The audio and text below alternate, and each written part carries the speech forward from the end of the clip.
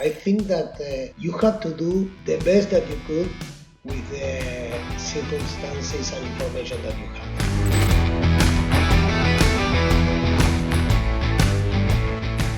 Hello, friends. Welcome to a new episode of Merging Minds. Am I excited again? I'm super excited again to be here with you. Today, I'm bringing you a close friend I know for a long time since I entered the industry, somebody that is working with us at Bureau Works, an innovator, a leader, a founder, my friend from Argentina, Gustavo Lucardi. Gus!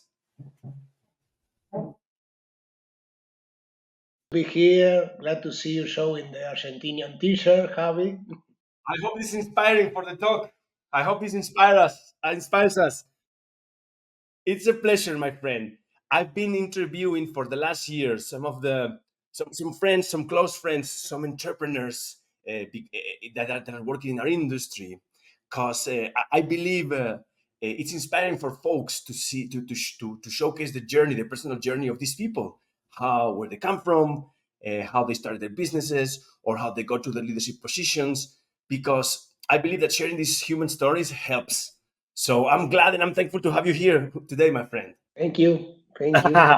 So, for those watching who don't know Gustavo, Gustavo is the founder of Trusted Translations, and I'd rather have him introduce himself rather than me introducing you. So, Gus, please, can you introduce yourself and tell us about how you started your business and all, and how you came to where you are today? Yeah, well, how do we start the business? I start this business with my business partner, Richard Esteves, long time ago in 2002. We used to work together in the telecommunication industry, and we were buying companies from the company that we were working for, and we see that the translation cost was very expensive, so we start to look at that. At that point, I was doing an executive MBA.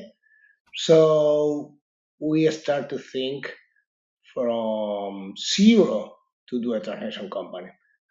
We None of us come from this industry. He's a lawyer. I'm a political scientist. I used to be a journalist. So, and we come up with the idea of doing a translation company, and we start to rethink that from zero in 2002, and we did it. And at some point, we dedicate full time to this, and we are doing pretty well because it's 2024 and we are alive and kicking. For 20 Um, something years already, right? And you're based out of Miami. yeah, Okay. we have an office in Miami that I go less and less, another in Fort Lauderdale, and I do live in Weston, which is a small town around those areas. And Richard the same. He lives near here, and Horacio Carman, which is one of our, our leaders at the company, also live around here. So we have the possibility of meet in Nice. in real life.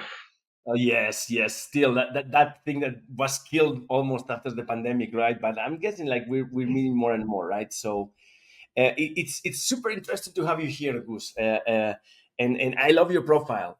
Like most of the people that come and present themselves at Merging Minds, uh, nobody comes from a translation background. I am myself. I've explained a few times. I'm a lawyer. I come from a law background, from a business, from international management perspective, from that kind of background.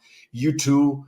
What, like, I mean, you told us a little bit about that experience first, where you saw that there was an opportunity to create a translations agency. Was there any particular thing back then that said, hey, I want to get into languages?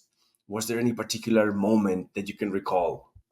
We saw the business when we bought a company in Brazil long time ago, and we have to do the translation to some documents in Spanish and in English into Portuguese.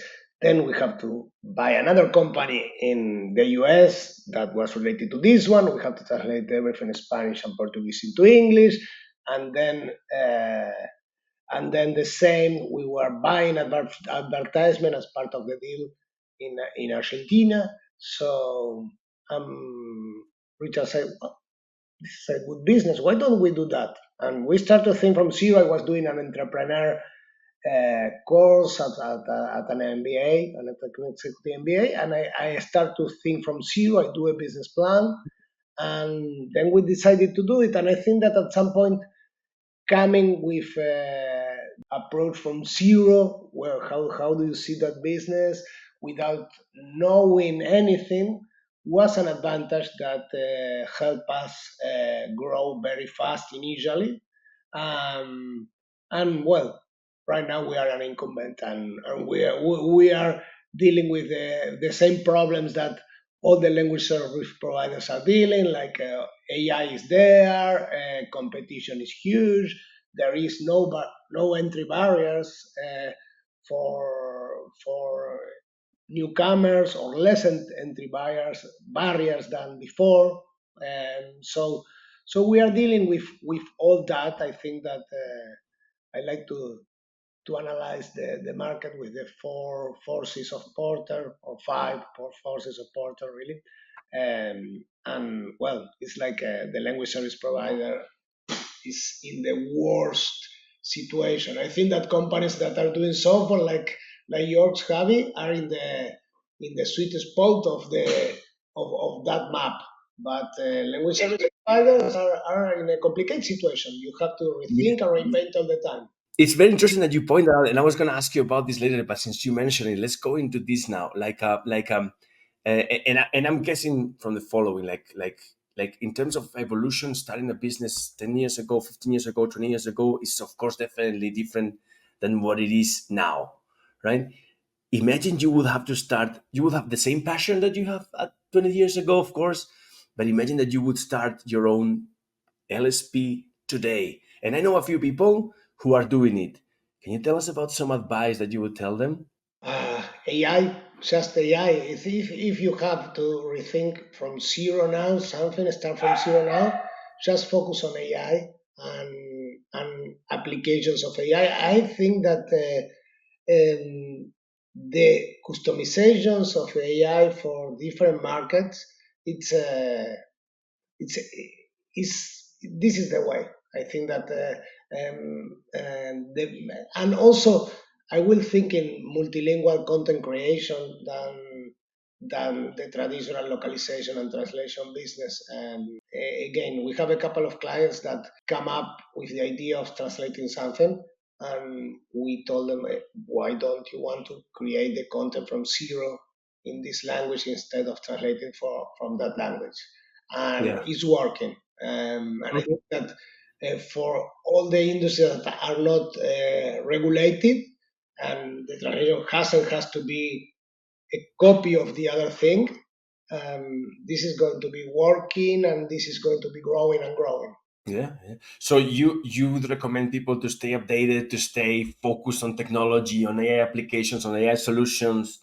And let me ask you, through which sources do you stay updated and you are constantly researching on how to provide a much better tech or AI oriented solution to your clients? Tell us. Well, Sources I of read. technology you are using. I read a lot.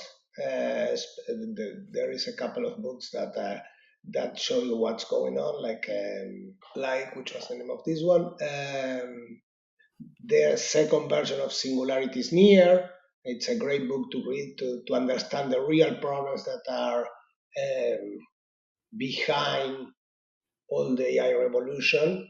Um, Also, I'm in a couple of groups that are speaking about that.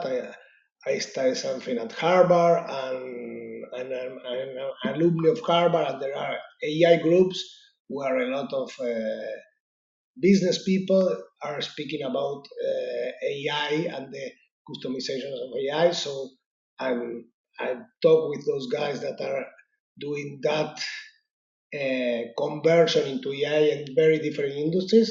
Okay, Um, interesting. Yeah. and I try to see what they are doing, and what could be applied to our company and to the language industry. But the main thing is that um, you have to be trying to find a niche that need AI, and they are not going to do all the learning curve to learn that and try to offer them solutions. So that's what we are trying to do. And also, we were talking before, Javi, about that. Neither we as companies nor the people that is working for us has to be afraid of uh, bring the subject to the clients, and all that. On the other hand, we have to try to help them understand what's going on, how they could use what's going on, and how we could help them use what is there better than what they do. Yeah, and it's super interesting, right? Like 2 years ago, this thing exploded. This thing came into our lives as something that was gonna come and stay with us. AI applications, AI solutions, everything's like wow, right? As you mentioned, we as a company we adapt our product to that. It's going really well. Um, the question that I want to go to is like AI wasn't there, now it's here. Everybody's adapting. What is the limit? What are the regulations that should be proposed to balance that? And as a business owner, how would you balance those business goals with ethical applications of leveraging AI and applying those to and providing those to your clients? Well, the thing is that really the people that really know about this still doesn't know what's going on or how it's going to end. You could hear what Elon Musk is saying, and he has a lot of open questions about how the things are going to go. So, but I'm a survivor of the internet bubble in the 2000, and also survivor of the crypto bubble. Okay, Okay. so Which today, November right now, 24th, is growing heavily. So the crypto bubble is growing heavily. So we're lucky, those who are investing in crypto today. the crypto bubble, I don't know. I don't know if it's at which phase it's the crypto bubble. Okay, right now it's growing, but anyway, let's go to the internet bubble, which is the ones that we could see the cycle from zero to something. Okay, Yes. the thing is that the companies that survive were not the companies that started, or not all the companies that started were the companies that survived. To say that more properly. So the thing Yeah. is that this is happening with AI. I don't know which companies are going to survive, but I'm sure the companies that are going to survive are going to be doing different things of what we think. Okay, because again, we don't know how it's going to change the opportunities that are going to appear, and how we are going to use it. So we just have to be there and trying to find solutions for the problems that our clients have. And Yeah. then when Yeah. we have a solution, we say, oh, this solution could be applied to other clients, or it's just a one case solution. And when we discover that one solution could be applied to other clients, well, so maybe you could start to think in a target audience, an addressable market, in how to address that market, in how to improve that service or product, and go Yeah. on and go and go on. So it's like to rebuild the company from zero. So Yeah. it's not too much different what the guys that start at LSP today are doing, which what the LSPs that are on the market have to do. We have some Yes. advantages. We are still in the market, we have clients, we have resources, we have a production machine. They do have Yeah. some advantages that they start without all the preconcepts that we have. They don't have to difficult to think out of the box because they could start from zero. So again, but you have to get out of your comfort zone and And go deal with there. it, learn, I guess, like deal with it, learn, and go to adapt to regulations, etc. Right? So yeah.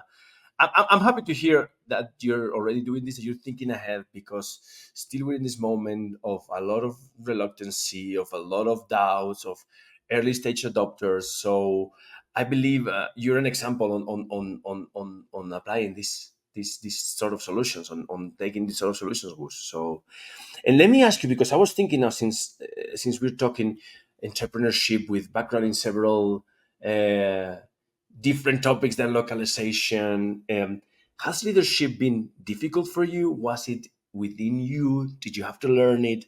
Tell me a little bit about your leadership skills. Um, well, Well, it is difficult for me. I used to be more a business developer than a builder. If you analyze the leadership styles, I'm yeah, um, how would you describe yourself? That's very what is interesting. called yeah, a timonel. Well, I don't remember how to say it in English because when I read that book, it was in Spanish. But this is the kind of leader that goes in one direction and goes in the other and is changing all the time. And this kind of leader, okay, it's from Goleman. It's this kind of 6 or 7 ways that you could be a leader. It could be very good when a company it's in danger. It's very good to move a company from somewhere to another place, but it's very complex because of the damage that that kind of leader do when you say, okay, go in this direction. Okay, Mhm. we have to go on this direction, and we have to go there because this is what we have to do. So that kind of leader, which is Flexible, again I guess, right? Like very. flexibility, very No, flexible, right? the thing is that there are big entrepreneurs like Steve Jobs or I think that Elon Musk, but the example clear is Steve Jobs, that they were those kind of leaders. Okay, but of course, if you have the ability and clarity of Steve Jobs, which I'm afraid none of us have, it's very easy to be successful in the business that you are if you have his vision. But if we are um, just entrepreneurs trying to do the best that we could, okay, it's complex. But again, I try to compensate that having in the company people with another abilities Yes. uh, and managing the company with those people that have another abilities and another way of thinking Mhm. and doing the things. I feel more comfortable when I'm doing like a business development or trying to find new things that when I'm in the day to day. But also when I'm in the day to day, I'm trying to move the things, try to be always the in the able advocate position, try to say why we're doing this. Is this correct? Yeah. Explain to me why. And sometimes there is a reason, and a lot of times there is a reason, but sometimes there is no reason, and there is another way of doing the things. Yeah. So I'm more like trying to see how we could improve all the time and how we could change all the time than trying to see, okay, how we do the things in the same way. It's very interesting as a leader that you mentioned those things, and you mentioned those big names and about their vision, etc. Right? You know, one thing that I've always come into consideration, that a lot of people, or most of us, I don't know if as professionals or as people or as persons, take into account, and or, or or do not talk that much about when you're in a leadership position, is the, I think, is the creation of opportunities. Or not, first of all, the opportunities that you have by default, where you are, your journey, who you've met, and also those that you are creating as you go. Meaning, like, I met somebody new here, this opened a new door, let's be flexible, let's go that way. AI came in, like, let's embrace it, let's not neglect it, let's go this way, right? So flexibility and opportunity creation on top of the leaders, I think it's one of the biggest traits that you have now, and it's not well enough spoken. Why do you think, Gus?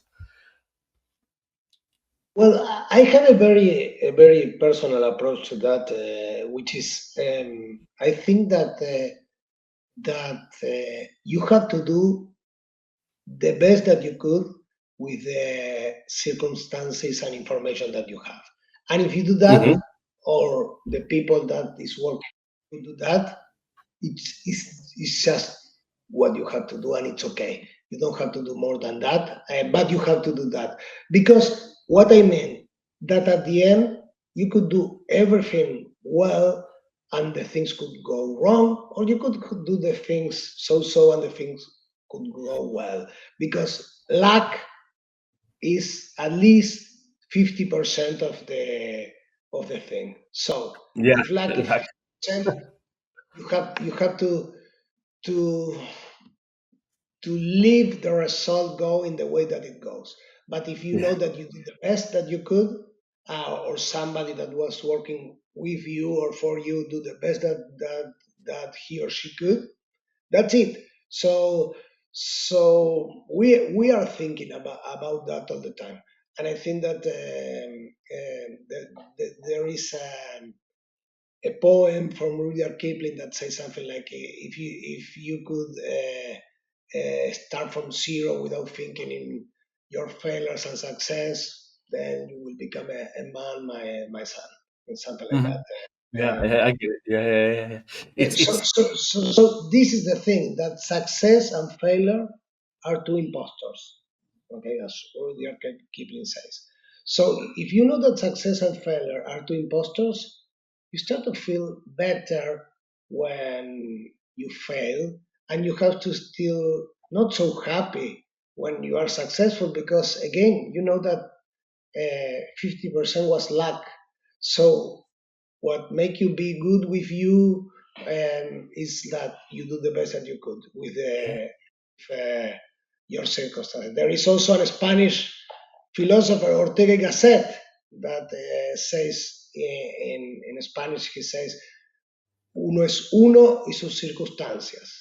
sí, yeah, Okay, yeah. you are you and your circumstances. Okay, Yes, so that yes, that, man. that that's true. We are not just us. I met you, like, I don't know, 20 years ago, and I'm sure that you are not the same, and I'm not the same, Yeah. because of our circumstances. And that's true for business too, and for businesses, and for companies. Okay, so the companies are also their circumstances and what's going on around. Okay, and what is going around here, Yes. coming back to where with all the AI changes, it's amazing. It's like wow. Okay, Yeah. and the thing is, if some things stop to work, there are others that are going to work. So you have to be there. And again, if you are not a genius, you just have to try and mistake, and find Yeah. what But works. it's, And that thing of that's being what a we try genius to is do. so, yeah, I think that this thing of being a genius in business, I think is so overrated. It's like I've seen people that you could talk to them and they didn't seem the cleverest, who built a great business and a great life, and others, and I can tell you of a couple of friends of mine who are geniuses, like literally geniuses, who have worked for the NASA or whatever, who are struggling to build a business, right? So I think it's like the topic is what I mentioned. The key thing here is the opportunities, the creation of the opportunities, the management of those opportunities, as you say, as Ortega and Gasset says, live with your circumstances and thrive out of them, right? I think so. That's key to my understanding of business, and I am not yet an entrepreneur, sort of, but not yet, right? Let me Coming ask you soon. in this. Coming soon, hopefully. Yeah.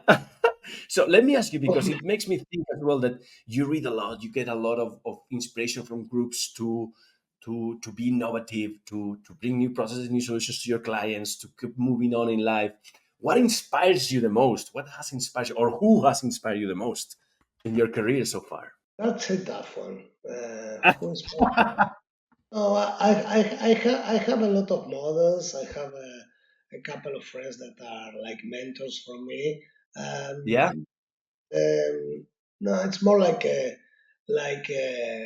public figures that do something, things amazing that it's unbelievable, like guys like again like Steve Jobs, like Elon Musk, those kind of things. Um, um, but when you realize uh,